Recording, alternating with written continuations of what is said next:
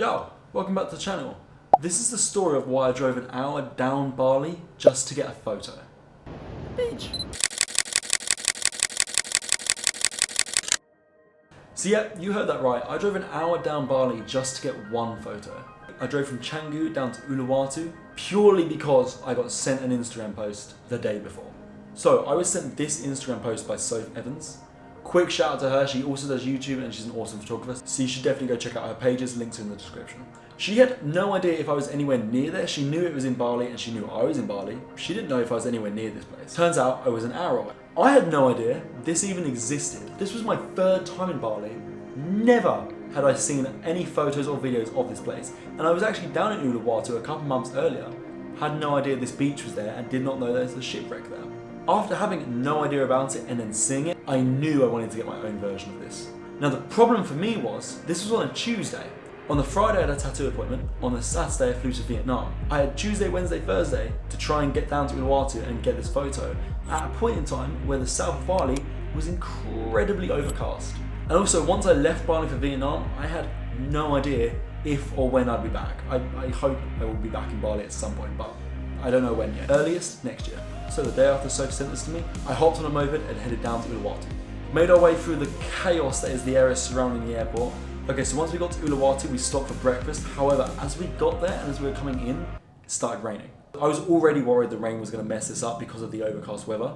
So when it started raining, this just solidified my fears. Thankfully, during my banging Eggs Benedict with salmon, the rain stopped. As soon as breakfast was done, we hopped back on the moped and headed straight down to the beach. Now, most beaches in Uluwatu are not the easiest to get to or the easiest to find. They're usually like tucked away. This one was especially difficult to find. It was down a random road, like there's the main road and the beaches usually come off there. And there's usually big signs and they make a big deal out of it. This was just a random little path, road thing, off of the main road. You then follow that for a while, taking left, right, left, right, left, right. And then you end up at a little parking next to a hotel. But when we parked, clouds, some blue skies greeted us. The fears were subsiding. This hike was brutal. It was just straight down the cliff, basically rock climbing at some points. Like, camera bag fully loaded up, it gets heavy. It took it out of me. Like, we all know how bad I am with hiking anyway. My stamina is awful. This took it out of me. In my defense and in retrospect, I'm pretty sure I just recovered from COVID. I never actually got tested. It wasn't until afterwards that I got better that I was like, that felt very similar to something I've experienced before. I'm 99% sure that I was dealing with the fatigue symptom of COVID, which is why it took it out of me so much. Set up camp on the beach and started waiting.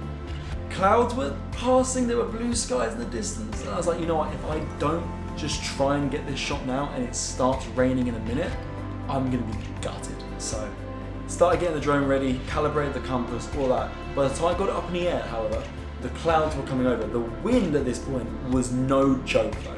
Clouds were coming over fast because the wind was not a joke, and I was worried that this was gonna mess up the photo. However, with the blue skies coming over, maybe we could get the shot. I got the drone up in the air and into position, made my way over to the shipwreck itself, waited for my opportunity between the waves and climbed on top, laid down, and this is where the fun began. I now had to try and fly the drone while laying down and looking up at it. I had to move my hand out the way, take the photo with one hand without looking at the screen, and pray that the wind didn't push the drone off center. Framed myself up, laid down, stared up at the drone, praying the wind wasn't going to push it off center, pressed the button, and this is the photo.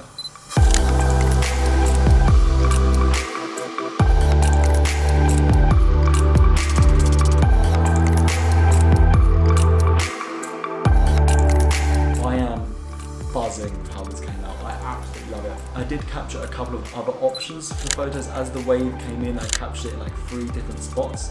But the first one I got, the first time I pressed that button, that is the photo for me. I love the way you can see the wave like circling the shipwreck itself, the separation between the sea and the sand. The colours were popping enough, the sun peeked through the clouds just as I went and got the drone up there and got laid down. I just love it. I love this shot so much. It looks so cool. Mission successful.